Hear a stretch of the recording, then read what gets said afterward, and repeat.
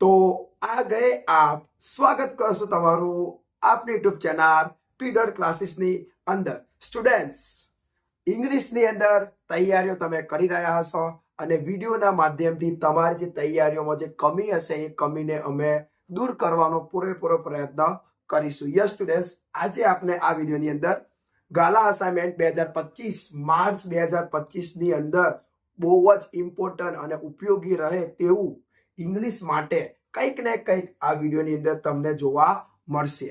વિદ્યાર્થીઓ, જો તમને અંગ્રેજીની અંદર કોઈ ઈમેલ હોય અને એ ઈમેલને તમને યાદ રાખવામાં તમારે તકલીફ પડે છે, કોઈ નિબંધ હોય જેને એસે કહેવાય, એ એસેને યાદ રાખવામાં તકલીફ પડે છે, તમને પિક્ચર ડિસ્ક્રિપ્શનમાં કંઈ ખબર નહીં પડતી, તો આ વિડીયોના એન્ડિંગ સુધી તમે બન્યા રહો. મારી જોડે એક એવી વસ્તુ છે કે જો તમે એ વસ્તુને એપ્લાય કરશો તો તમને એસે કમ્પ્લીટ આવડી જશે, ઈમેલ તમને આવડી જશે અને પિક્ચર પણ તમને આવડી જશે. આજે આ વિડીયો તમે જો જોશો ને તો તમને અંગ્રેજીની અંદર જે યાદ ન રહેવાની જે બીમારી છે ને એ બીમારીનું તમને આજે આ વિડીયોને એન્ડિંગ સુધી જોજો, તમને એ બીમારીનું સોલ્યુશન 100% મળશે. તો વિડીયોને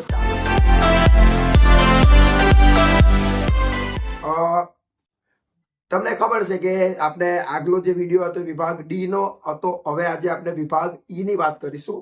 અને વિભાગ ઈ ની અંદર સૌથી પહેલા તમને ખબર છે કે ધોરણ 10 માં ભણતા હશો તો શું શું આવે છે? નિબંધ આવે છે.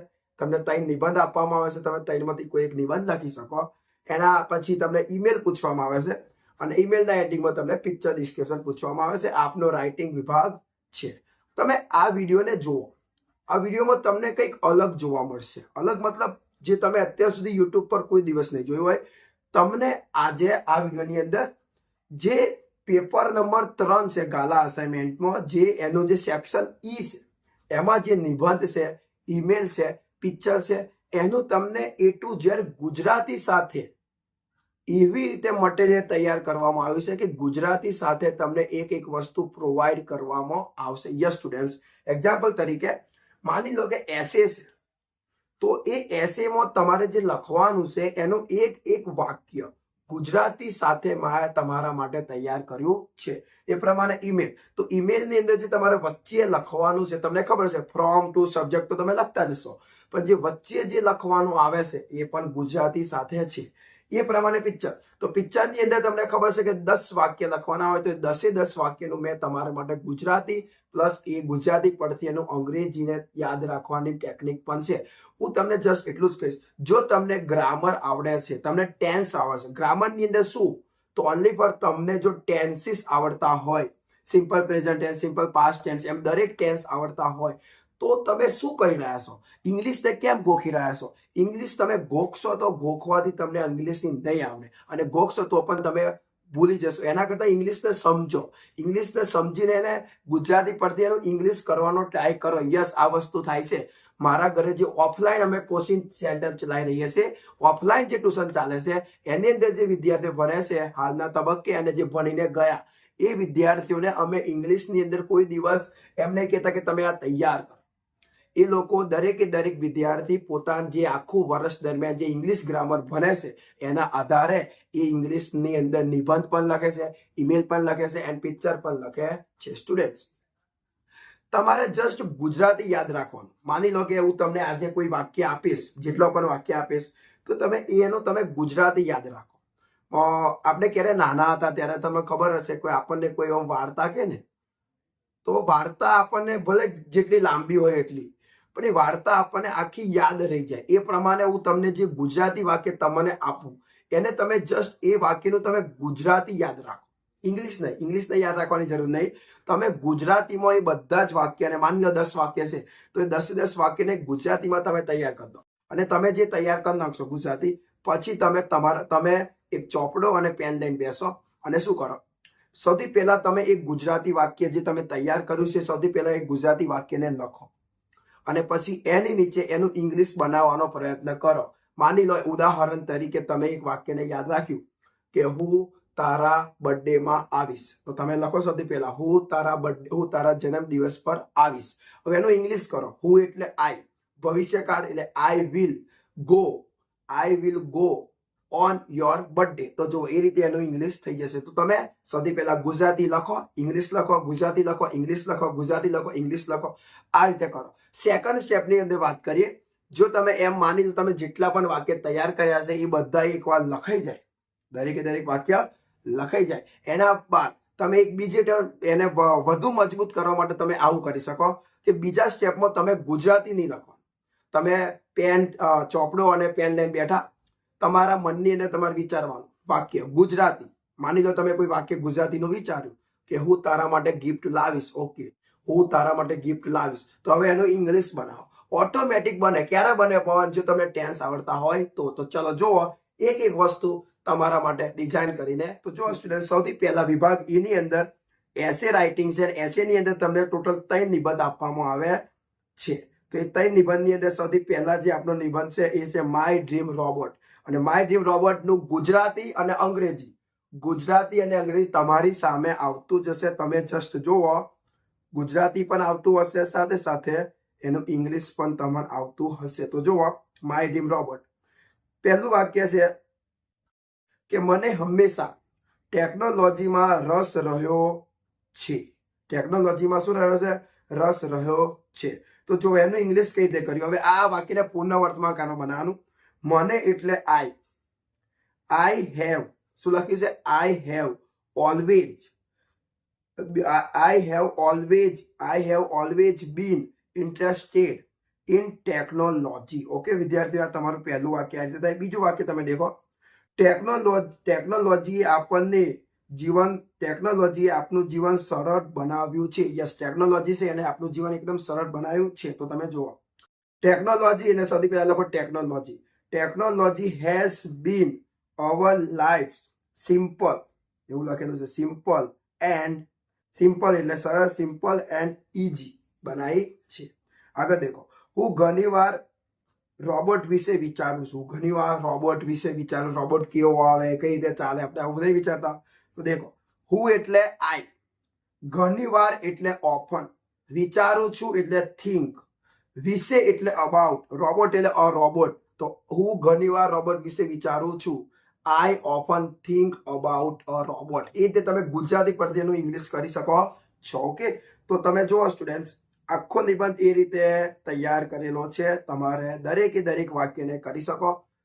તમારાથી જેટલું થાય એટલું તમારે ટ્રાય કરવાનો. જો બધા કરો તો પણ ચાલે, અથવા બીજા તમે પોતાની જાતે પણ કરી શકો છો, પણ તમે કરો તો સારું રહેશે. ઓકે, તો ટોટલ કેટલા વાક્ય છે? 18 વાક્ય મેં તમને આપ્યા છે.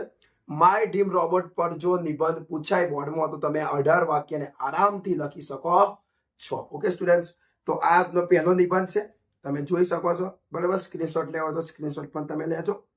હવે એના બાદ તમે પેપરની અંદર જુઓ તો આપણો જે બીજો છે તો એ છે નિબંધનું નામ the problem of working mothers.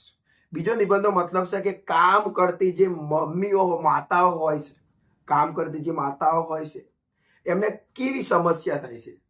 જે કામ આપણા ઘરે આપણી માતાઓ કામ કરે છે, તમને કઈ કઈ સમસ્યાનો સામનો કરવો પડે છે, તો એનું પણ તમારી સામે આવે જ છે. એનું પણ વાક્ય તમારી સામે આવતું જ હશે. તમે જુઓ. ઓકે, તો દેખો, the problem of working mothers, એના પોઈન્ટ આપણને આપેલા છે અને પોઈન્ટના આધારે નિબંધ તૈયાર કરેલો છે. દેખો, today's women are more educated and independent then ever before. બીજું વાક્ય છે કે more and more women are working mother નો. આનું ગુજરાતી નથી એટલે તમે ડાયરેક્ટ એનું કરી શકો છો. ગુજરાતી કરવું હોય તો ગૂગલ પર જઈને કરી શકો. But this can be a thought like they have to balance their home and work. બરાબર, આ રીતે તમે જુઓ તો આખો નિબંધ એ રીતે પણ ડિઝાઇન કરેલો છે. એક એક વાક્યને લો તો તમે કરી શકો છો. ઓકે, વધારે ના થાય તો 16 વાક્ય હોય તો 10 વાક્ય તો તમે કરી શકો ને. ચલો, આપનો ત્રીજો નિબંધ તમે જુઓ. ત્રીજો નિબંધ છે સેવ એન્વાયરમેન્ટ, પર્યાવરણને બચાવવાનો છે.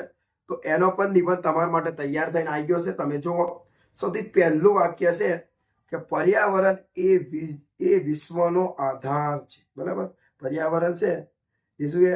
વિશ્વનો આધાર છે. તો જુઓ, પર્યાવરણ એટલે environment. The environment is the base of the world. આધાર એટલે બેઝ, વિશ્વનો આધાર, the base of world. Okay, એ રીતે તમામ જીવોને જીવવા માટે યોગ્ય વાતાવરણની જરૂર છે. ઓલ લિવિંગ બીંગ્સ, તમામ જીવોને એટલે કે ઓલ લિવિંગ બીંગ્સ નીડ, જરૂર છે એટલે કે need a suitable environment to live. Okay, એ તે તમે કરેલું છે. તો તમે એના પણ વાક્યને જુઓ. દરેકે દરેક વાક્ય તમારી સામે શો થઈ રહ્યો છે. દરેકે દરેક વાક્ય ગુજરાતી અને અંગ્રેજી તમારી સામે આવે છે. તમે એનો સ્ક્રીનશોટ લઈ લેજો જેથી તમે એને તૈયાર કરી શકો છો. ઓકે, જો વિડીયો ગમે તો પ્લીઝ વિડીયોને લાઈક પણ કરી દેજો, વિડીયોને શેર પણ કરી દેજો, અને જે પણ તમારે જણાવવું હોય એને તમે કમેન્ટ દ્વારા જણાવી શકો છો. ઓકે વિદ્યાર્થીઓ, તમારી ઘણી બધી કમેન્ટ આવે છે. દરેકે દરેક કમેન્ટની અમે તમને જવાબ આપીએ જ છીએ. એક વિદ્યાર્થીએ કમેન્ટ કરી હતી, એના આધારે અમે વિડીયો પણ બનાવેલું. એ રીતે તમારી કોઈ કમેન્ટ હોય તો તમે કમેન્ટ દ્વારા મને કહી શકો છો. ઓકે, તો સેવ એન્વાયરમેન્ટ નિબંધ તમે જો, તમે 3 નિબંધ મેં તમારી માટે ગુજરાતી સાથે તૈયાર કર્યા છે. તમે જુઓ, એસે ઇન ગુજરાતી, ગુજરાતીમાં નિબંધ, ઈમેલ ઇન ગુજરાતી, ગુજરાતીમાં ઈમેલ, પિક્ચર ઇન ગુજરાતી, તો ગુજરાતી સાથે પિક્ચર તમે કરી શકો છો. હવે વિદ્યાર્થી વાત કરીએ ઈમેલ રાઇટિંગ. દેખો, તો ઈમેલ પણ પૂછી છે, તો ઈમેલનું પણ મેં તમારી માટે ડિઝાઇન કર્યું જ છે. જોવો, તો આ ઈમેલ છે કે તમને તમારા અંકલે બર્થડે ગિફ્ટ આપી છે અને બર્થડે ગિફ્ટની તમારે થેન્ક યુ કહેવાનું છે. એના અંતર્ગત તમારે ઈમેલ લખવાનો છે. તો તમને બધું ખબર જ છે ને? ના ખબર હોય તો સાંભળી લેજો કે સૌથી પહેલા તમારે જે પ્રશ્ન હોય, માની લો કે એ 57 નંબરનો પ્રશ્ન છે, તો તમારે પેપરની અંદર લખવાનું 57. પછી તમારે એક પોઈન્ટ મારવાનો, ઈમેલ રાઇટિંગ. તો મસ્ત રીતે ઈમેલ રાઇટિંગ. પછી તમારે એક મસ્ત મજાનો ચોરસ બોક્સ બનાવી દેવાનું, ચોરસ લંબચોરસ જે પણ બોક્સ બનાવો. અને સૌથી પહેલા એમાં તમારે શું કરવાનું વિદ્યાર્થીઓ, ફ્રોમ લખી દેવાનું, એની નીચે એમાં ટુ લખી દેવાનું, એની નીચે તમારે સબ્જેક્ટ લખી દેવાનું, પછી તમારે ડોટ ડોટ ડોટ કરી દેવાનું. હવે ફ્રોમની અંદર તમારે જે ઈમેલ લખે ને એની ઈમેલ લખવાની. એક વસ્તુ યાદ રાખજો, ઈમેલ આઈડી ની અંદર હંમેશા બધા અક્ષર સ્મોલ હોવા જોઈએ, એક પણ કેપિટલ હોવો જોઈએ નહીં. સાથે સાથે કોઈ પણ જગ્યાએ સ્પેસ હોવી જોઈએ નહીં. તો ફ્રોમમાં તમે લખનારની ઈમેલ લખો, ટુ ની અંદર જેને મોકલવાની છે એની, સબ્જેક્ટમાં તમારો વિષય લખવાનો છે. તો જો લખ્યું જ છે, ફ્રોમની અંદર ગૌરવની ઈમેલ લખેલી છે, ટુ ની અંદર પણ લખેલી છે, એન્ડ સબ્જેક્ટમાં લખ્યું thank you for birthday gift. Okay, તો સ્ટુડન્ટ સૌથી પહેલા તમારે શરૂઆત કરવી હોય તો તમે ડિયર અંકલ એવું કરી શકો. અને બીજી એક વાત, આજે તમને દેખાય છે કે તમે પહેલો પેરેગ્રાફ તમને દેખાય છે, જો તમારી સામે રીડ કરું છું, તમે જોજો. Hello uncle, how are you? Hello uncle, તમે કેમ છો? I hope you are fit. હું આશા રાખું છું કે તમે ફિટ હશો એન્ડ ફાઇન, અને તમે સારા હશો. Thank you for read my email. તમારો આભાર કે તમે મારી ઈમેલને વાંચી. I want to inform you that. હું તમને જણાવવા માંગુ છું કે the purpose of my email. હું તમને જણાવવા માંગુ છું કે મારી ઈમેલનો હેતુ શું છે. તો is that thank you for birthday gift. મારી ઈમેલનો પર્પઝ છે કે તમે મને ગિફ્ટ આપી, એનો હું તમને આભાર પ્રગટ કરું છું. તો આ પેરેગ્રાફ તમે કોઈ પણ પૂછાય ને તો તમે લખી શકો. તમારે ચેન્જીસ શું કરવાનું, તો જે અંકલ લખેલું છે ને એ તમારે કોઈ નામ લખી દેવાનું, એન્ડ તમે લખ્યું ને the purpose of my email date, પછી તમારો જે સબ્જેક્ટ હોય ને એ સબ્જેક્ટ તમે લખી શકો છો, જે સબ્જેક્ટ હોય તમારે લખવાનું. હવે વિદ્યાર્થીઓ, જે બીજો પેરેગ્રાફ છે જે તમારે તમારી જાતે લખવાનો છે, એ તમને ગ્રામર આવડતું હોય તો ગ્રામરના આધારે તમે તમારી રીતે પણ લખી શકો છો. કેમ કે એક વસ્તુ યાદ રાખજો, ઈમેલ રાઇટિંગ વિભાગ કોઈ દિવસ કોઈનો સેમ ટુ સેમ હોતો નથી. કોઈ અન્ય પેલો વ્યક્તિ આ રીતે લખે છે તો પેલો વ્યક્તિ આ રીતે લખે છે, બધાનો અલગ અલગ જ હોય છે. ઓકે, રાઇટિંગમાં જેમ ગુજરાતીમાં હિન્દીમાં અલગ હોય એમ અહીંયા પણ અલગ જ હોય. તો આ જે પેરેગ્રાફ છે ને વિદ્યાર્થીઓ, તો આ પેરેગ્રાફ જે વાક્ય લખેલા છે એ કેના રીતે લખેલા છે કે કોઈ આપણને ગિફ્ટ આપે તો આપણે એને કેવું કહેવું જોઈએ, એના અંતર્ગત આ વાક્યને ડિઝાઇન કરવામાં આવ્યો છે. હવે તમારે આ વાક્યને જો ડાયરેક્ટ તમે ઇંગ્લિશમાં તૈયાર ના કરી શકતા હોય તો ડોન્ટ વરી, આ દરેકે દરેક વાક્યનું ગુજરાતી પણ હું તમારી સામે રજૂ કરી રહ્યો છું. તો તમે દરેકે દરેક વાક્યનું ગુજરાતી પણ તમે જુઓ. પણ આપણને ફકરો શું આપ્યો છે એકવાર જોઈએ. તો it is a good thing that you come for my birthday. I like it you brought me a gift. Okay, આ રીતે આખો પેરેગ્રાફ તૈયાર કરેલો છે. તો એ પેરેગ્રાફનું ગુજરાતી હવે તમે જુઓ, તમારી સામે આવતું જશે. કે તમે મારા જન્મદિવસ પર આવ્યા તે એક સારી બાબત કહેવાય.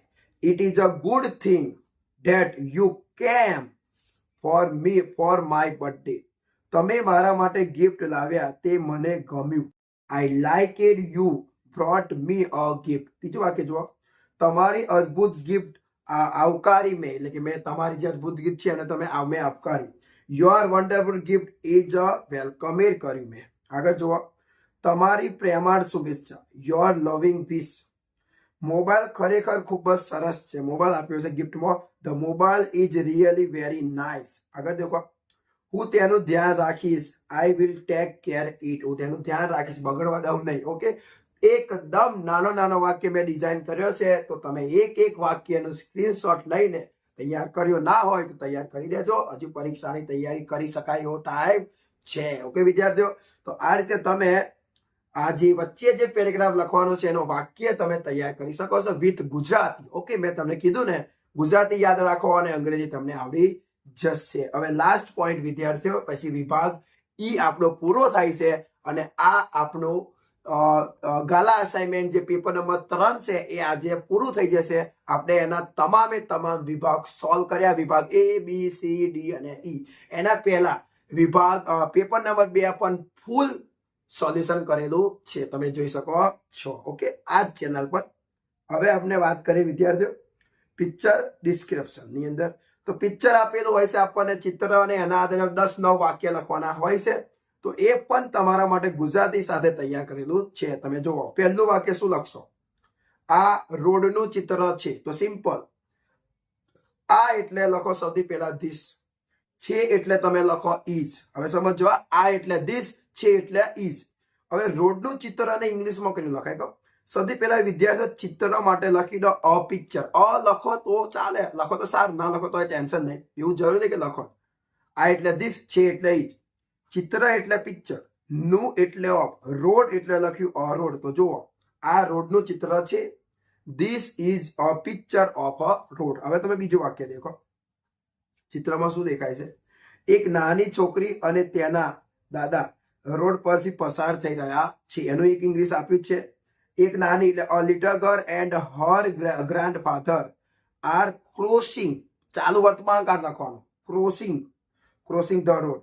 પછી દેખો, દાદા પાસે તેમના હાથમાં એક શું છે? લાકડી છે, એટલે સ્ટીક છે.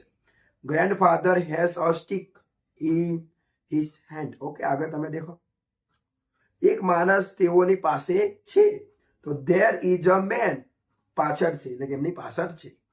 હવે તમે અહીંથી ધેર પણ લખી શકો. ચિત્રમાં તમને જે દેખાય તમે લખી દો. ધેર આર એવું લખો. There is a man behind them. Okay, તો એ રીતે 10 વાક્ય તમારી સામે રજૂ કરેલો છે. અને આખું વાક્ય એટલે કે આખો પેરેગ્રાફ તમારે પેપરની અંદર યાદ રાખજો. પેપરની અંદર તમારે વાક્યો નથી લખવાના, પણ આ તો વાક્ય મેં તમને કેમ આપે કે જેથી તમારા માટે સરળ ને, જેથી તમે એ વસ્તુને કરી શકો. ઓકે, ધીમે ધીમે કરીને પણ તમે કરી શકો એ માટે મેં તમને વાક્ય સ્વરૂપે આપ્યા. પરંતુ ઈમેલ હોય, એસે હોય કે પિક્ચર હોય, તમે પેપરમાં લખો ત્યારે તમારે એને ફકરા સ્વરૂપે લખવાનું. તમારે ફકરો જ લખવાનો છે. બધા વાક્યને ભેગા કરીને ફકરો બનાવવાનો. ઓકે, ફકરા બનાવવાના. તો પિક્ચર ડિસ્ક્રિપ્શનની અંદર એક પેરેગ્રાફ બનાવી દેવાનો 10-9 વાક્યનો અને પૂરું કરી નાખવાનું. તો આ રીતે તમે દરેક વસ્તુની તૈયારી કરી શકો છો. મેં તમને ઈમેલ, એસે અને પિક્ચર જે એકદમ આસાનીથી કરી શકે એ માટે મેં તમને ગુજરાતી સાથે તમારી સામે રજૂ કર્યા. આઈ હોપ તમને આનાથી કંઈક ફાયદો થયો હશે. જો તમને ફાયદો થયો હોય તો વિડીયોને લાઈક કરી દેજો. ચેનલને સબસ્ક્રાઇબ કરવાનું ભૂલતા ના. વિડીયોને શેર પણ કરજો. અને હા, જે પણ તમને કહેવું હોય તમે કમેન્ટ દ્વારા મને જણાવી શકો છો. ત્યાં સુધી તમે મહેનત કરતા રહો. મળી હવે આવતા વિડીયોની અંદર.